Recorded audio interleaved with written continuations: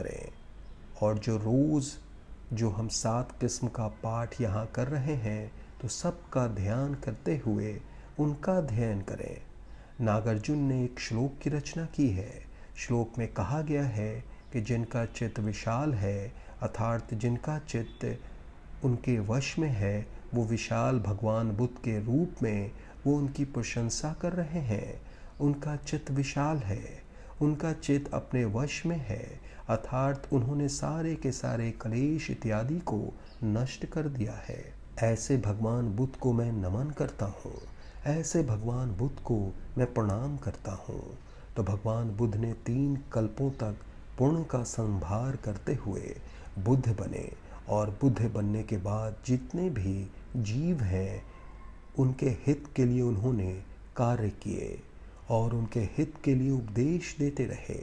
भगवान बुद्ध ने जो बुद्धत्व प्राप्त किया है वो स्वयं के लिए नहीं, बल्कि बुद्धत्व प्राप्त करके वो आराम से शांति से ही कहीं बैठ गए होते या किसी से कोई मतलब नहीं होता, तो ऐसा नहीं किया। लोगों के हित के लिए आजीवन उन्होंने अपने ज्ञान को बांटा और लोगों का हित करते रहे। अब भला कैसे करें? तो आशीर्वाद से ही भला नहीं हो सकता, उनकी शिक्षाओं से भला हो सकता है। तो बुद्धत्व को प्राप्त करने के लिए पुण्य संभार की बहुत आवश्यकता होती है। बिना पुण्य संभार को प्राप्त किए आप बुद्धत्व प्राप्त नहीं कर सकते। पारमिकताओं का अभ्यास करना, जो पुण्य संभार है इत्यादि का अभ्यास करना पड़ता है, तब आप बुद्धत्व को प्राप्त कर सकते हैं। तो भगवान बुद्ध ने भी बुद्ध बनने से पहले पारमिकताओं का अभ्यास किया और पुण्य संभार किया और फिर बुद्ध बने। तो उसमें कहा गया, सभी सिद्धांतों को रोकने का एक शब्द आता है। सभी सिद्धांतों को रोकने का मतलब यहाँ है जो सभी मिथ्या दृष्टि वाले सिद्धांत हैं उनको रोकना चाहिए। जैसे जो हमें दुख देते हैं, परेशानी देते हैं, ऐसे सिद्धांतों को रोकने के लिए फिर हमें किस चीज़ की आवश्यकता होती है? ऐसे सिद्धांतों को रोकना है तो हमें शून्यता या फिर बुद्ध चित्त इत्यादि की आवश्यकता होती है। तो सभी सिद्धांतों को रोकने का मतलब यहाँ ये है कि जितने भी प्रकार के हमारे मिथ्या दृष्टि वाले हमारे सिद्धांत हैं उनको यहाँ रोकने की बात हो रही है, ना कि किसी दूसरे सिद्धांत को। और इनसे अगर पार जाना है तो जितने भी प्रकार के भगवान बुद्ध ने जो मार्ग इत्यादि बताए हैं उनको प्राप्त करके ही हम बुद्धत्व को प्राप्त कर सकते हैं। तो ये जो शरीर हमें मिला है उस शरीर से जितना हो सके हमें अभ्यास करना चाहिए। हमारे शरीर पर हमारा चित्त निर्भर होता है, तो हमारे चित्त के द्वारा जितने भी प्रकार के क्लेश हैं उन्हें काटने की कोशिश करनी चाहिए। जो हमारे 3 प्रकार के दुख कहे हैं उनमें से प्रमुख जो संसार दुख कहा जाता है, तो उस दुख को काटने की कोशिश करनी चाहिए।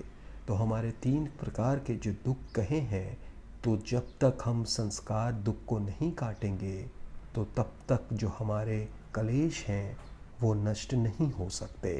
तो इनको नष्ट करने के लिए जब तक आत्मग्राह्यता को नहीं काटेंगे तब तक हम क्लेश से मुक्त नहीं हो सकते और शून्यता आदि ज्ञान को भी हम नहीं समझ सकते।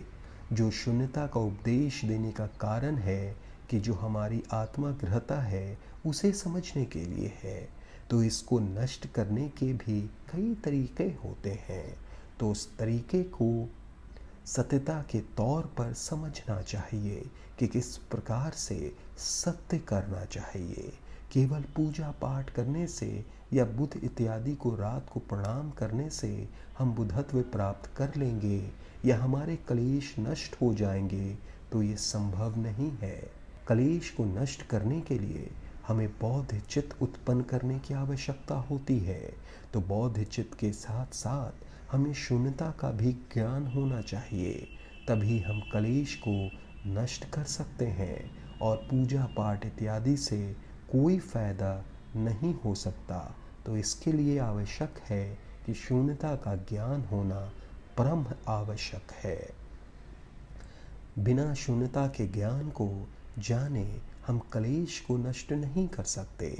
तो बुद्ध का जो प्रेम था वो सारे के सारे सत्यों से प्रेम करते, स्नेह करते थे, इस वजह से ताकि सारे के सारे जीव अपने दुखों से, अपने कलेशों से नष्ट हो सकें। उस हिसाब से उन्होंने उसको उपदेश दिया। इसके साथ ही आत्मगृहता को कैसे नष्ट कर सकते हैं इस बारे में भी उपदेश दिया। उन्होंने कहा कि जो अज्ञानता हमारी है वो आत्मगृहता को वश में किए होती है। अज्ञानता की वजह से हम आत्मग्राही बन जाते हैं, और जब तक हमारे अंदर अज्ञानता रहेगी तब तक हम आत्मगृहता को नहीं छोड़ सकते हैं। तो इसलिए जब तक हम अज्ञानता को नहीं काटेंगे, जब तक हम ज्ञान को उत्पन्न नहीं करेंगे, तब तक ये कलेश इत्यादि नष्ट नहीं हो सकते। तो उनका उद्देश्य यही था कि लोगों को इससे कैसे मुक्त करा सकें। वो खुद भी इससे मुक्त हुए और लोगों को भी मुक्त कराने का मार्ग ढूंढा। जैसे कि एक उदाहरण दिया जाता है एक श्लोक में कि जिस प्रकार से सूर्य के प्रकाश से पुष्प खिल जाता है, उसी प्रकार से भगवान बुद्ध के ज्ञान से या उनके ज्ञान को जानकर जितने भी प्रकार के कष्ट या कलेश हैं वो नष्ट हो जाते हैं। यहाँ पर कहने का अर्थ है कि जब तक हम भगवान बुद्ध की शिक्षाएं, उनके दिए हुए ज्ञान को नहीं सीखेंगे, तब तक हमारी ये कलेश इत्यादि नष्ट नहीं हो सकते। तो बौद्ध धर्म महत्वपूर्ण है, बौद्ध लोगों के लिए महत्वपूर्ण है, अन्य लोगों के लिए भी महत्वपूर्ण है। तो ये खासकर ये एशिया का धर्म है। एशिया में इसका विस्तार हुआ है। एशिया से ये शुरू हुआ तो आज के युग में देखा जाए कि चीन, कोरिया, बर्मा, कंबोडिया, मंगोलिया इत्यादि देशों में बौद्ध धर्म फैला है। और ऐसे देशों में पूर्व से ही ये धर्म है, ऐसा नहीं है कि ये नया बन गया है, बहुत प्राचीन काल से वहाँ है। भगवान बुद्ध के समय के कुछ बाद से कुछ देशों में तो उनके समय में ही धर्म पहुँच गया था, और कुछ देशों में उनके बाद ये धर्म पहुँचा। मैं लोगों से कहता हूँ कि आपका जो धर्म है, पूर्वजों का जो धर्म है, उसे मानना चाहिए।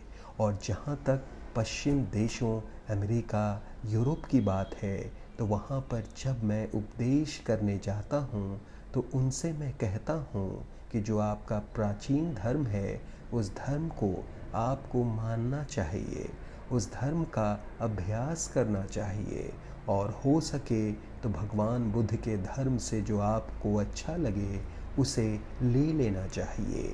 धर्म परिवर्तन करने की बिल्कुल आवश्यकता नहीं है, क्योंकि क्रिश्चियन धर्म से परिवर्तन हो जाए ऐसी आवश्यकता बिल्कुल नहीं होती। क्योंकि जो आपका पूर्वजों का धर्म है, उस धर्म को मानने से आपको सहजता होगी, आसानी होगी, उसको आप अच्छे से समझ सकते हैं। अगर आपके माँ बाप मान लीजिए कि बौद्ध हैं, तो आपको बौद्ध धर्म समझने में आसानी होगी। और अगर आपके माँ बाप किसी और धर्म को मानने वाले हैं, तो उस धर्म को समझने में आपको दिक्कत नहीं होती। तो हज़ारों वर्षों की बौद्ध धर्म की परंपरा है, उसे समझने में, मानने में आसानी होती है, दिक्कत नहीं होती है। जहाँ तक क्रिश्चियन या दूसरे धर्मों की बात की जाए, तो उन देशों में ये नए नए धर्म हैं, जैसे कि अमेरिका या पश्चिम देशों में बौद्ध धर्म नया धर्म है। तो उनके लिए जो मातृ धर्म है उसे मानना चाहिए। तो अगर सभ्यताओं की बात की जाए, तो अमेरिका की अपनी सभ्यता है, एशिया की अपनी सभ्यता है। तो सभ्यता के अनुसार धर्म इत्यादि भी हैं, तो उनको मानना ज़्यादा आसान हो सकता है। तो इसलिए उसका अभ्यास करना चाहिए, ज़्यादा से ज़्यादा सीखने की कोशिश करनी चाहिए। तो मैं बार बार कहता हूँ कि बौद्ध धर्म में परिवर्तन होने की ज़रूरत नहीं है।